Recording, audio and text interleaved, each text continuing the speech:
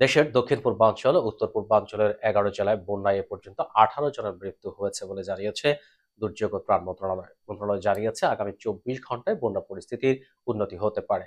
আজ শনিবার দুর্যোগ ব্যবস্থাপনা ও ত্রাণ মন্ত্রণালয়ের সভা কক্ষে সাংবাদিকদের এসব তথ্য জানান মন্ত্রণালয়ের অতিরিক্ত সচিব KM আলী রেজা।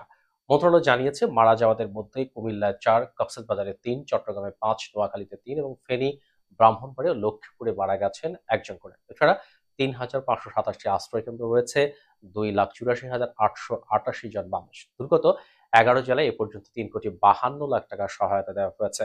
KM আলী রেজা জানান, ২০ আগস্ট থেকে বন্যা পরিস্থিতি সৃষ্টি হয়ে ফেনী, নোয়াখালী, লক্ষ্মীপুর, কুমিল্লা, ব্রাহ্মণবাড়িয়া, চট্টগ্রাম, কক্সবাজার, খাগড়াছড়ি, সিলেট, হবিগঞ্জ ও মৌলভীবাজারে প্লাবিত হয়েছে ৭৭টি উপজেলা। ক্ষতিগ্রস্ত ৫৮৭ ইউনিয়ন বা পৌরসভা।